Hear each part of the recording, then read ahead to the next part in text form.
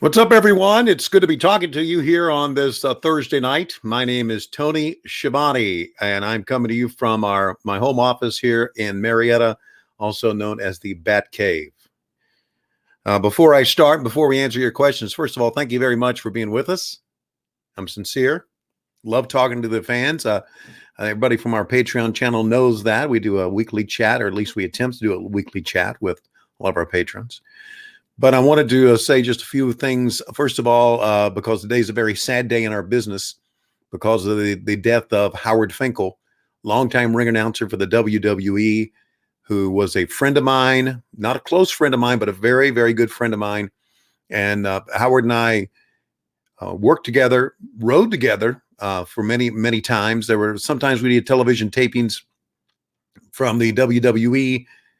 When I worked in the WWE that one year, sometimes we did television tapings. I remember like in Syracuse and Hershey, Pennsylvania, where we could drive from Stamford, Connecticut. And Howard and I drove together many times. I got to know him, loved the business, an iconic voice, and a very good guy. Anybody who knew Fink knew that he was always a very pleasant, smiling guy who loved the business. And I just, it broke my heart. I knew his health had been bad. To see that he passed away today at age 69. So I hope all of those of you who grew up watching the WWF, I believe when he first started in 77, it was the WWF. That became the WWF in 1979. For those of you who grew up as fans of the WWF, WWE, you know what I'm talking about. He set the standard for all ring announcers. And I think Justin Roberts, who is our ring announcer in AEW, would agree with that. So with that in mind, appreciate you being here. I'll try to answer all the questions as honestly as I can. Love to interact with fans.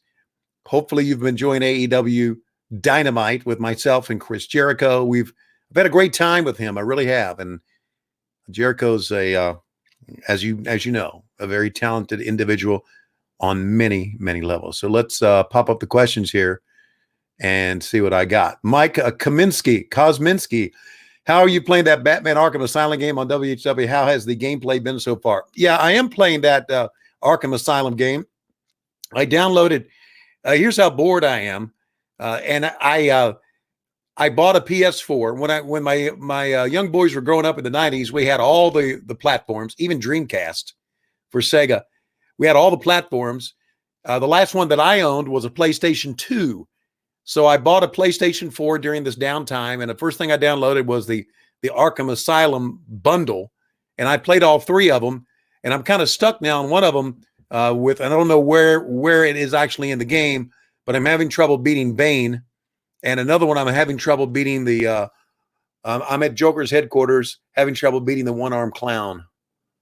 So I don't have the patience with it I used to have. I used to be able to play them all night. And now I just get pissed off and I throw the controller away. But I thank you for the question. I'm enjoying PS4. I really am. And see, there you go. An old son of a bitch can play video games. You don't have to be just a young kid to enjoy. And I also have Gran Turismo Sport that I'm started to play. I've got the NASCAR game up. I got a Red Dead. What else do I have? Uncharted 4, which is really spectacular. So I'm having a lot of fun with it. And yeah, I'm wasting some time. Thanks for the question. Hello, Danny Malozzi. How you doing, buddy? How many times have you seen Kiss, and what's your favorite era of Kiss? R.I.P. Finkus Maximus. Thank you, Danny. I appreciate you being out there, man. My favorite version of Kiss, I've seen Kiss 5 times in concert. My favorite version of Kiss is 1978, the Love Gun era. That was my first Kiss concert I saw. Interesting story. We saw Kiss on New Year's Eve in Greensboro, North Carolina in 1977, and we stayed over, spent the night at a little ratty-ass hotel in Greensboro, spent the night, and me and my crew, it was like 5 of us guys from Redneck, Craigsville, Virginia, spent the night to see professional wrestling the next day. Mid-Atlantic Championship Wrestling at the Greensboro Coliseum. Memorable weekend for us, and it was tremendous. So yeah, that was that's my favorite Kiss, 1978. Love Gun, da da da da da. Who is your favorite commentary partner? I've been asked that, Blade. Thank you very much, buddy. I've been asked that many, many times. I've enjoyed all of them. I really have. And I can go back and name ones that you may not be familiar with. Kevin Sullivan was a broadcast partner of mine. Gordon Soley was a broadcast partner of mine for a short period of time. Of course, Dusty was a broadcast partner of mine for a little bit. Dirty Dutch Mantell was. I believe my best broadcast partner was that I think I learned more about the business from was JR, when we had a chance to do commentary back in the 80s, the late 80s. I had a lot of fun with JR, had a tremendous amount of fun with Jesse the Body Ventura. That was because I had, like probably many of you out there, had watched Saturday Night's Main Event and watched Vince McMahon and Jesse the Body Ventura become nationally known. A chance to do a SummerSlam with Jesse Ventura in 1989 was really a big deal for me. And then when I got a chance to work with Heenan, that was big as well. So it's hard to pick out one, but JR is probably the one that stands out most as my favorite, because I think I learned more from him about pro wrestling than any others. His passion is unparalleled, really, in the business. Insomniac Gaming is with us. Hey, buddy. What was your favorite match that you did commentary on? Well, for those of you who have followed me, especially on the WHW Monday, our Patreon channel, and those of you who have listened to my podcast, What Happened When, with my favorite Alabaman, Conrad Thompson, you'll know that my favorite match ever to do commentary on was, and of course, it may have changed now a little bit. Let me give you two examples. Up until we did the tag team match at AEW Revolution between the Young Bucks and Omega and Hangman, which I thought was the best tag team match I'd ever seen. That was probably one of my favorites to call for two reasons. Number one, because the match was so good. And number two, because I didn't have to lead the ship. I just kind of was in, I don't know, a secondary mode, supporting mode to JR and Excalibur. That was so much fun. But prior to that, I'm going to take you back to 1989, Madison Square Garden, MSG Network. I had been just a little redneck from Virginia, had been working for Jim Crockett Promotions, a very small mom and pops organization, and now I'm working for the WWF. So I had a chance to do a Madison Square Garden broadcast on the MSG Network with Lord Alfred Hayes, who, by the way, is another one of my favorite broadcast partners. He and Gorilla Monsoon were just tremendous guys to work with. We did the MSG. We did the whole card that day, including Hulk Hogan and the Big Boss Man in the steel cage. Did it on MSG, left Madison Square Garden. It was 2:00 in the afternoon show, flew to Boston on a charter and did the Boston Garden Nesson broadcast, did the same broadcast. That was my favorite day ever in doing wrestling, because I had come from small time and now I was doing, in my heart, big time. Thanks for the question. If college football returns, how do you think the Dogs will do in 2020? Boy, that's a great question. They lost a lot of people. And the question has to remain, how are they going to do quarterback wise? I think the Dogs are going to win the SEC East. Whether they can win the SEC, go past LSU, which, I mean, they lost Burrow, so I know that their quarterback's not the same, or if they can even get by Alabama, I think the Dogs have a chance to do well in the college football playoffs. They got to win the SEC, though, to make it. I don't think being runner-up to the SEC is going to make the college football playoffs. One thing Dog fans know that the regular season has so much impact on how you make it to the SEC championship. They do have Alabama on the schedule regular season this year, which I believe is a second or third game. So that's going to be tough. A different team, different running backs. It's going to be interesting. Do you remember the first wrestling match you ever called? Boy, Adam, I don't remember the first wrestling match I ever called, but I can remember the first wrestling show I worked on. I started out doing interviews with behind the scenes at Starrcade 83 and 84. Gordon Soley and Bob Cottle were doing the commentary, and I was just doing the backstage interviews. And then I started doing the backstage local interviews for Jim Crockett Promotions. And then in 84, they had me work a wrestling show Worldwide Wrestling, 1984.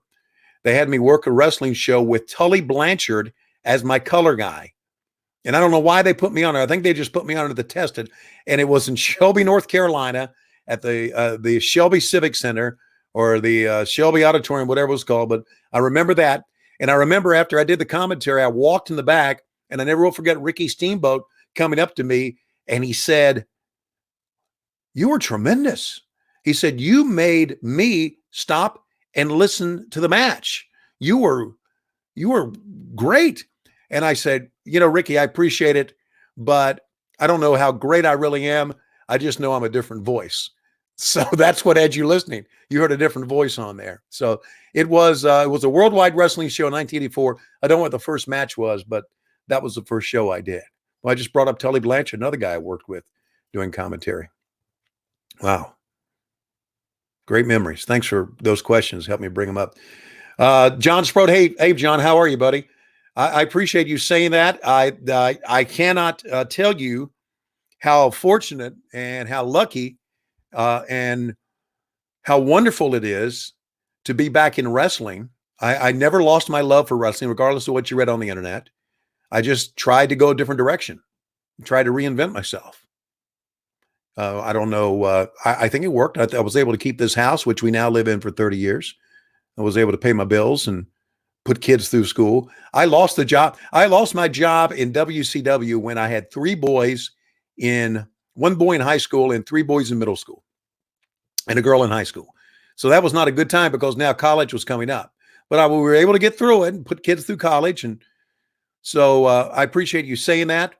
And believe you me, based on what has happened the last couple of days in pro wrestling, I don't think there's any question that I am so blessed and so fortunate and feel, and you're going to say out there, you trolls out there are going to say Tony is sucking up Tony Khan. Yeah, I am. I'm so blessed and fortunate to be working for Tony Khan in AEW because you see a lot on TV, but you have no idea how great of a company it is behind the scenes. None. It's a wonderful place to work, and everybody who's there will tell you that. So, what sold you getting on back behind the table for AEW? What sold me, Jared, and thanks for the question on YouTube. What sold me on it was I went down and had a meeting with Tony Khan in Jacksonville. I had been approached by the WWE to come in as a producer only, which is always what I've loved and enjoyed doing. And that they never did really offer me anything. And it's a long, complicated story that it never worked out. So I talked to Cody. Cody said, "I'm going to put Tony Khan in touch with you." And of course, I know of Cody and his family for quite a while. So Tony said, "Come on down to Jacksonville and let's talk." And I went down to Jacksonville at the stadium and met with him. And it was an all-day meeting, all day, where we just kind of hung out and talked and went to lunch at the stadium and got to know some of the people at the football team. Mike Perkins being one, who's just a great guy. So I had a chance to meet with Tony Khan, and there was no question that I was sold on it because of his passion for the business. And I used the word passion when I talked about JR earlier. People who are passionate about this business are people who succeed. And that's why Tony is going to succeed. And that's why JR has succeeded. Passionate people about the business succeed. So that's what sold me on coming back and doing that. And when Tony talked to me about coming back, we weren't sure exactly what my role would be, but I just know I wanted to work for him, and I believed in him, and I believed in the Bucks and Kenny and Cody. Syph Ax. Hey Tony, who do you think's the hottest free agent that would fit the AEW presentation and product overall? Boy, that is a loaded question, isn't it? There's a lot of free agents out there now. Well, there's a couple of those guys who are friends of mine, and obviously the ones that if I'm going to just talk about my friends, I'm going to talk about Gallows and Anderson and Zack Ryder, who are my friends. I know Hawkins quite well, somewhat, but those guys I think would fit best if, in fact, there is room for them right now. And I'm not making that decision. I'm not talking to anybody, but right now, the state of everything, I just don't know if there's room for expanding our roster. But obviously down the road, our roster is going to expand. Rusev would be another one, wouldn't he? Did I miss anybody? Okay, what do you think of Lance Archer so far? I think he's been wonderful. Travel and root beer. I had never done anything with Lance Archer, but Lance Archer, especially with Jake Roberts being in his corner and talking for him, Lance Archer has that demeanor and presence, much like Jake Hager. And I think Lance Archer, building up Lance Archer to for a run at Jon Moxley would be the way to go to me, because he looks so legit. And the long red braids, that's unique looking. And he's just very athletic and do a lot of stuff. I think we're very fortunate because what the hell? Are you such a fat, worthless piece of shit? Get the fuck. You gonna answer, Triple Chin? Yeah. You gonna answer? Can we get the gonna cry? Yeah. What? The son of a. Can we?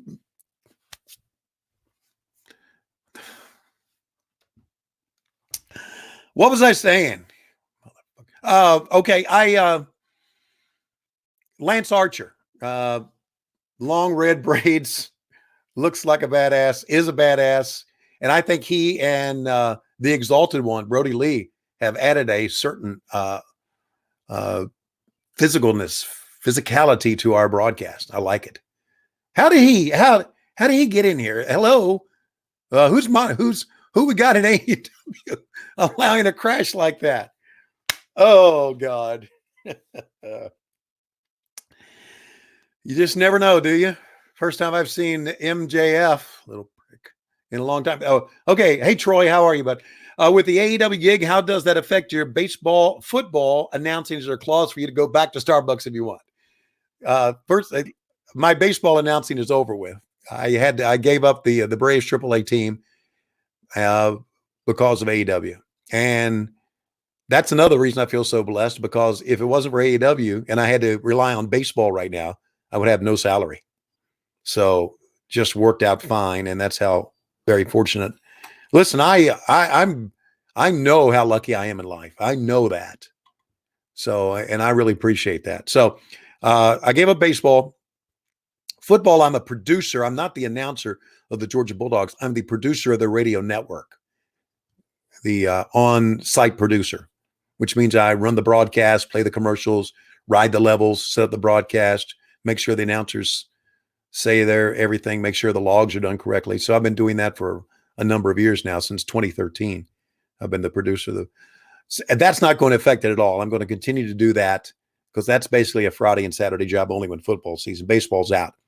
Now, Starbucks, the manager of the Starbucks that I worked at told me that I could always come back to Starbucks to work for them anytime I wanted. If I retired down the road, had enough, Starbucks is always available to me. That's how much they love me. How much they love me. I love them too. As long as clean the dog hair up, Ryan. Let's ask the Bug. Bug, where are you here, buddy? Bug.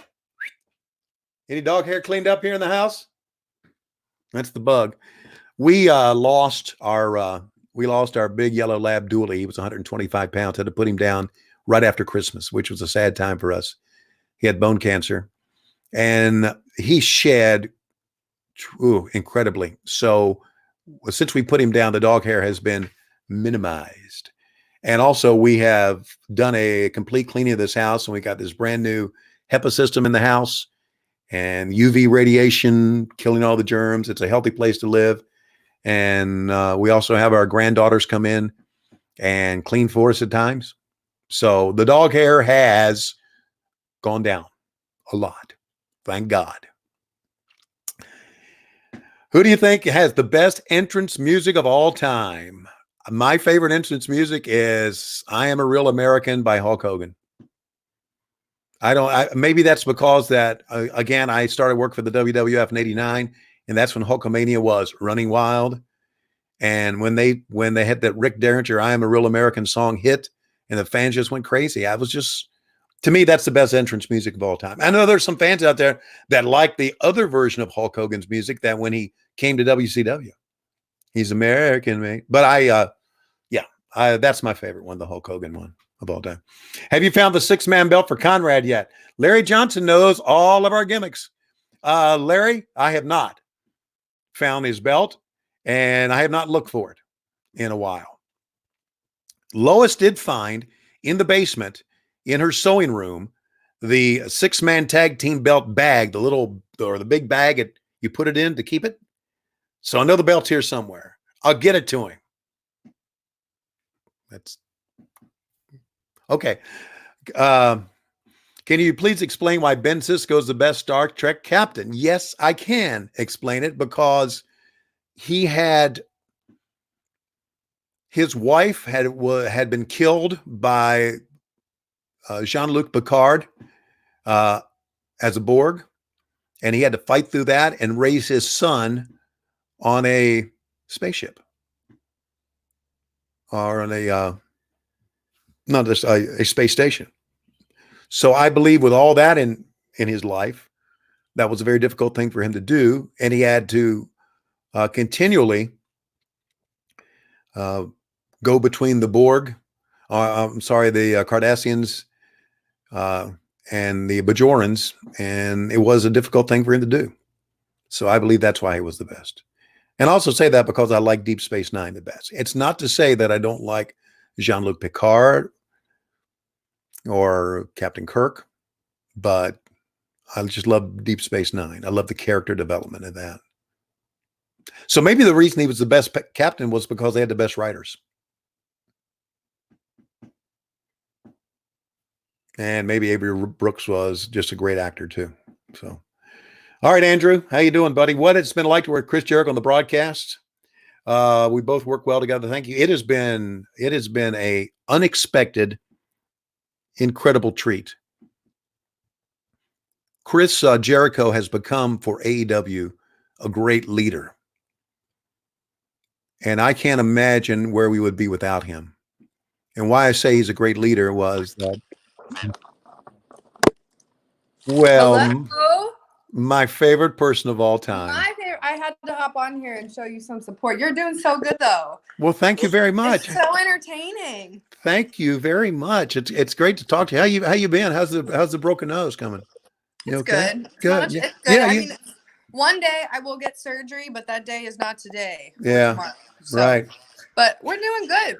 Well, Britt Baker, I'm so glad you checked in. I know that your T-shirt is often hot now, man. Wow. Can you believe that? Yes. I mean, it's a beautiful picture, beautiful shirt, beautiful woman, beautiful face. Right. I knew it was going to sell immediately. Exactly. And it did sell too, but it's just it wasn't the picture, the character of Britt Baker that I anticipated selling. You know, I thought it would be your beautiful smile or something like that. Well, it is my beautiful smile. Well, yes. If you're a vampire, there it is. What? There it is. It's at shopaew.com. Shopaew.com. Britt Baker role model. And Tony, I have to tell you, my roommate was very impressed with your video game selection. Oh, really? You were listing off. Yeah, he's a big pro Tony gamer. Oh, well, cool. So very cool. Well, you can follow me at I think it's bug-44. Something. You hear that? Yeah. Bug-44. 4420. 4420. Yeah, that's where you can follow me. So I think you should have your own stream all the time because you're so entertaining, and I think I'll probably have to do it with you. Okay.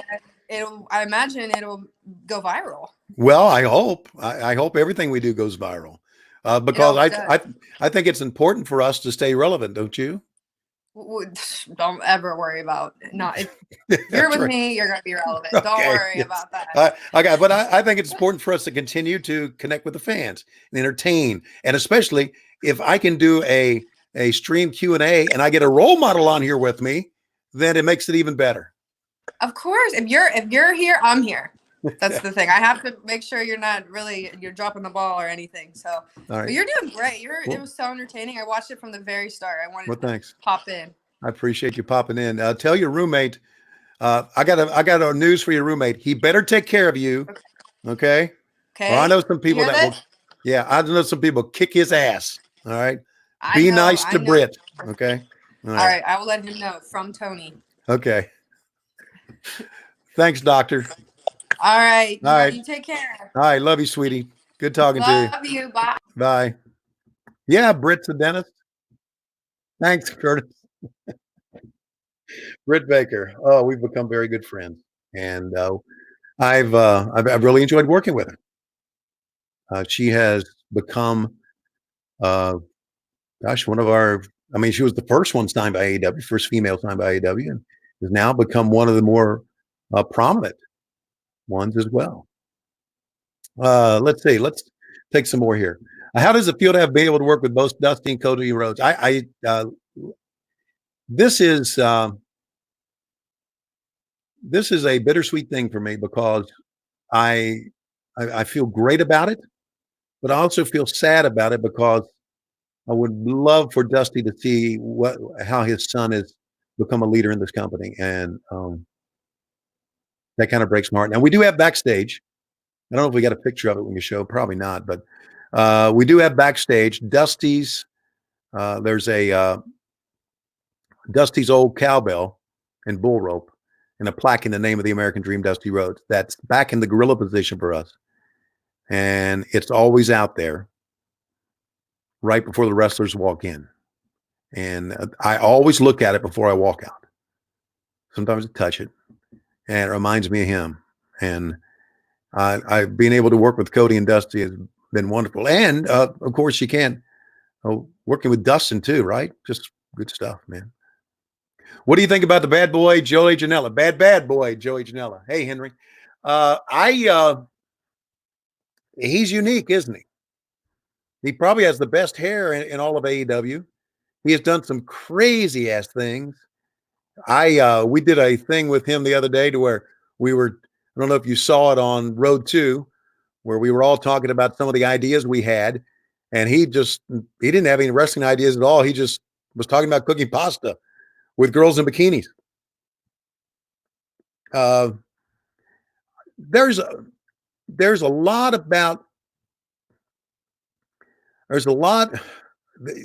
Sit down with this, and it's true. There's a lot in Joey Janela and a lot in Orange Cassidy that I see in me in my younger days, because I never gave a rat's ass about anything and didn't. And when you grow up and you get older, I mean, I was never in trouble or anything like that. And they don't see that now as well. Okay. Well, hello, Gareth from Northern Ireland with the Macho Man Randy Savage. Is that your avatar there? Thanks for being with us, man. We had discussed in AEW, going overseas. I'm sure that's still in the works for years down the road, but obviously now with what's going on now, we'd not be able to do that. But boy, I sure would love to come across to Ireland. To my Lois's family is on her mom's side from Scotland, and she wants to go over. I'd like to go over there with her, leave her, come back with just me and my dogs. Let's see, Bacon Brown, what's your favorite ECW pay-per-view of all time? God, I've seen so many of them, I don't know. It was, I don't know. But it was one with Taz in it. Because Taz is show-stealing Jones. So I've seen many of them. I've looked, but I can't remember the names of them. I'm sorry. That's just being an old. Can you give a shout out to all essential workers, first responders, and medical? I can, Gabriel. Here in Georgia, we are able to go to the store and we are able to drop off packages to the post office. We are able to get gasoline. We are able to have our car worked on, the essentials. And we do that because the essential workers and the truck drivers and the people are enabling us to do that. And the healthcare workers are putting their life on the line, treating everyone who has this virus. And not only that, treating people who have other illnesses. During all this, and I don't like talk politics, and I won't, but I will tell you this. During all of this outbreak that we've had, what about the people who have been sick? What about people who have treatment for cancer? or have heart problems or have diabetes, who have major illnesses, they still need to be treated. And to be able to treat those people while treating all these new cases of COVID-19 says a lot about all the people who work in the healthcare industry. And I certainly want to give a shout out to them. It's probably something we should do on our show more than we do.